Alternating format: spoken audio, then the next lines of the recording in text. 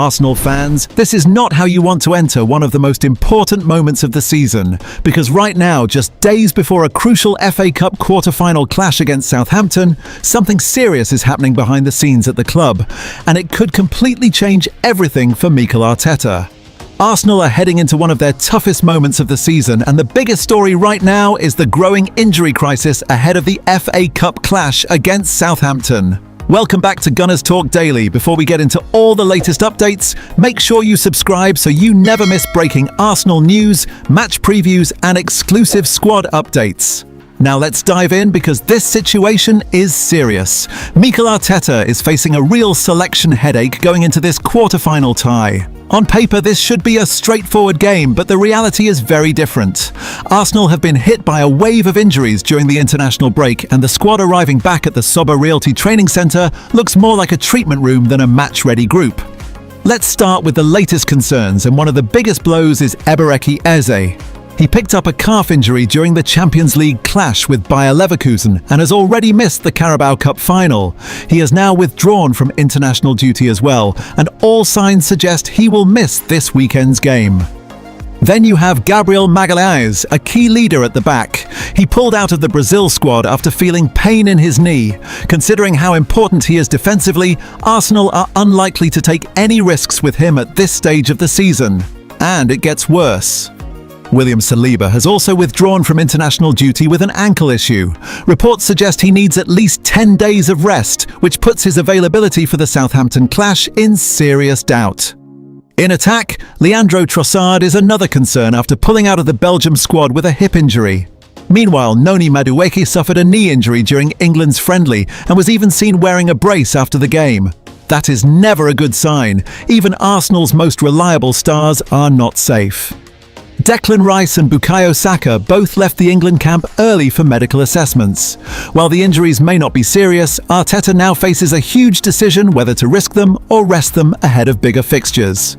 The midfield problems continue with Martin Zubimendi, who withdrew from the Spain squad with knee discomfort.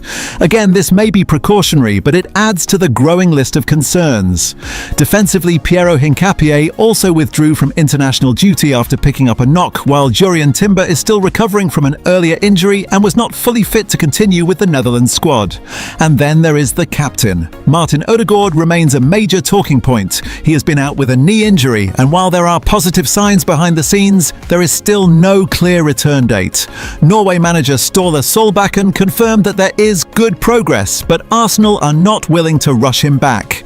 Add to that Mikel Merino, who is still recovering from foot surgery, and you start to understand the scale of the problem. At one point, up to 10 first-team players were either injured or undergoing assessment. So what does this mean for Arteta going into the game?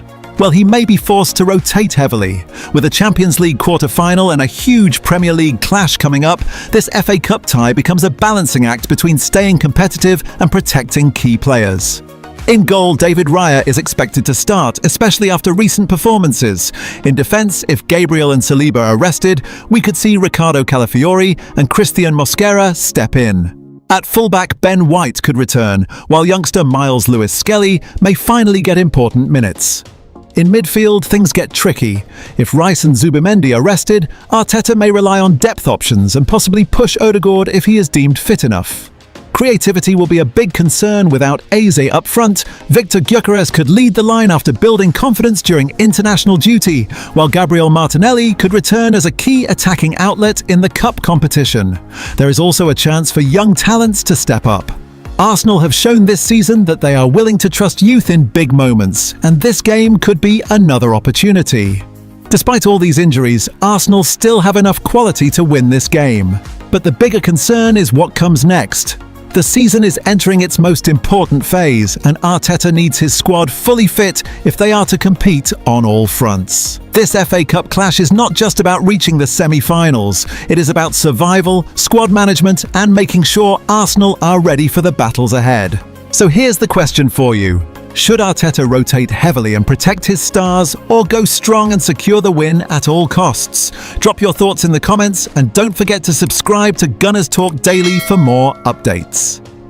Meanwhile, in transfer news, there has been a storm of speculation linking Arsenal with a sensational move for Kvaratskhelia, one of the most exciting attackers in world football right now. Reports suggested that the Gunners were even prepared to break the British transfer record to bring the Georgian superstar to North London. But now, top journalist Fabrizio Romano has stepped in to calm the situation and reveal the truth. Speaking in his latest update, Romano made it very clear that Paris Saint-Germain have absolutely no intention of selling their star winger. Inside PSG, Kvaratskhelia is considered untouchable. He is not just another player, he is a central figure in their long-term project. Since his move from Napoli in January 2025, Kvaratskhelia has elevated his game to another level. His dribbling, creativity, and ability to decide matches in the final third have made him one of the most feared attackers in Europe. At 25 years old, he is entering his prime, and PSG see him as a cornerstone for years to come. Financially, this deal looks almost impossible right now. His market value is already extremely high, but PSG would reportedly demand around £160 million just to open negotiations. On top of that, he is under contract until 2029, meaning Arsenal would have to pull off something extraordinary to make this happen. But here is where it gets interesting. Arsenal's interest is very real. The club are actively looking to upgrade the left-wing position, and they want a world-class difference maker. While players like Gabriel Martinelli and Leandro Trossard have delivered important moments, neither has fully established themselves as consistent match winners at the very highest level. And this is where Kvaratskhelia fits perfectly. Imagine a front line with him on the left, Bukayo Saka on the right, and creativity flowing through the middle. It would completely transform Arsenal's attack and make them even more dangerous in Europe. Teams would no longer be able to overload Saka's side because they would have another elite threat to worry about.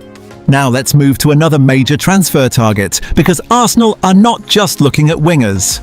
They are also targeting a world-class striker, and one name stands out above the rest: Julian Alvarez. Arsenal had strong interest in Alvarez before his move to Atletico Madrid, and now they believe he could be the final piece of the puzzle. A striker who can press, score, link play, and deliver in big moments. The kind of player who could take Arsenal from title challengers to serial winners. And here is where things get even more complicated. Atletico Madrid are also interested in Arsenal players. Reports suggest that both Gabriel Jesus and Gabriel Martinelli could be on their radar.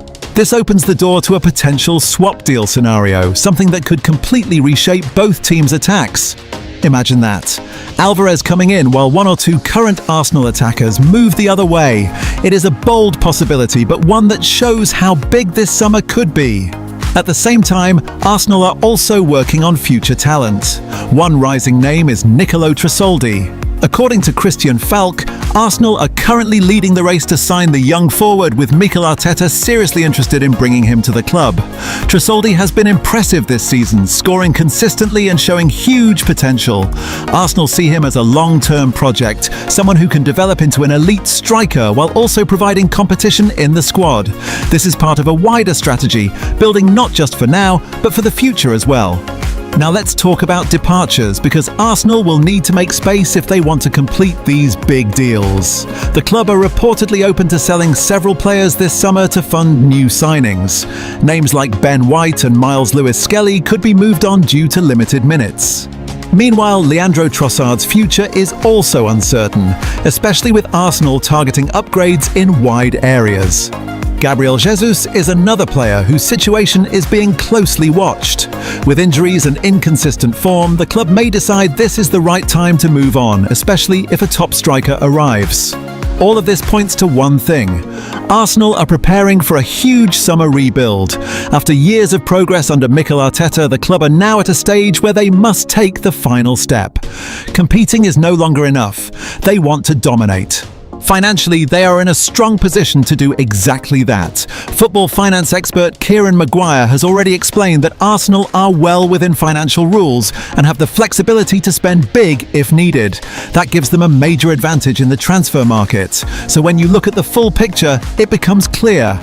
Arsenal are targeting elite players like Kvaratskhelia, exploring major moves for Alvarez, investing in young talents like Tresoldi, and preparing to sell players to fund it all.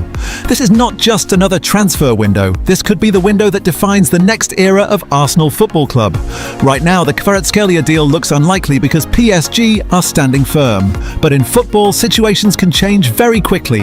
If there is even a small opportunity, Arsenal will be ready to move. So here's the big question for you. If you could only choose one, would you sign Kvaratskhelia for the left wing or Julian Alvarez as the main striker? Drop your thoughts in the comments and don't forget to subscribe to Gunners Talk Daily for more massive Arsenal updates elsewhere. The FA Cup is back and it is do or die for Arsenal as they face Southampton in a huge quarter-final clash. One mistake, one moment and everything could be over. But it is not just about the pitch. With big transfer plans already building, the pressure is higher than ever. This is where real contenders step up. Let's get into it. After the most painful and most sobering afternoon of their entire season, the 2-0 defeat to Manchester City in the Carabao Cup final at Wembley Stadium on Sunday was a result that stung deeply, that exposed genuine attacking vulnerabilities at the worst possible moment, and that delivered the kind of psychological blow that has the potential to either shake a title-winning squad to its foundations or galvanise it into the most ferocious and most determined response imaginable. The quadruple dream is over. The 4-trophy season that had the entire football world talking is now a 3-trophy pursuit at maximum. And the way Arsenal respond to that disappointment over the coming weeks will define whether this season ends in historic triumph or becomes another chapter in the long and painful story of a club that came so close so many times without crossing the line. The immediate priority is crystal clear. FA Cup quarter-final, Southampton at St Mary's, and then the Champions League quarter-final against Sporting Lisbon after the international break.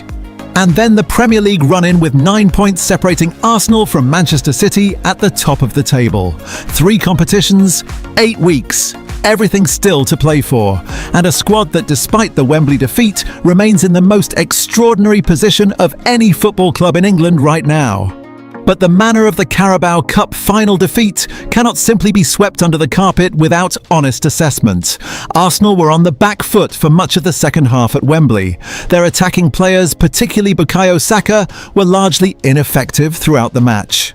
The midfield struggled to create the kind of clean, quick ball delivery that allows Arsenal's forward players to express their quality in dangerous areas. And the 2-0 scoreline, while perhaps flattering City slightly, was a fair reflection of which team imposed itself more convincingly over the 90 minutes on the day. Paul Scholes weighed in with a typically direct and typically uncomfortable assessment on his podcast that contains more than a grain of genuine analytical insight beneath the inevitable context of the source. Scholes focused on Saka specifically, saying the England winger looks lost at the minute because Arsenal cannot get the ball to him in dangerous areas. Scholes pointed to the midfield's inability to create clean lines of delivery to the better attacking players, suggesting that Arsenal have become too obsessed with a particular style of build-up play and have forgotten that there are other ways to score goals.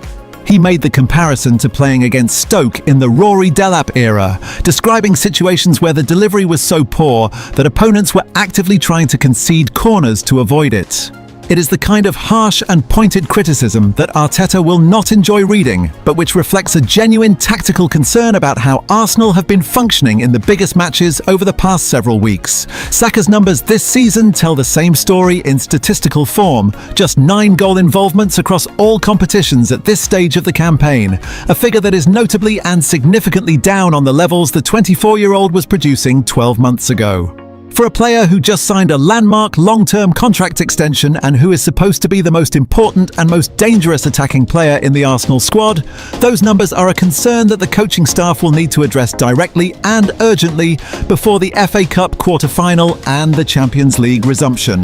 The most welcome and most positive piece of news emerging from Arsenal's preparations for the Southampton game is the report that Martin Odegaard is targeting a return for the FA Cup quarter-final, having worked intensively behind the scenes throughout the international break to restore his knee to full fitness.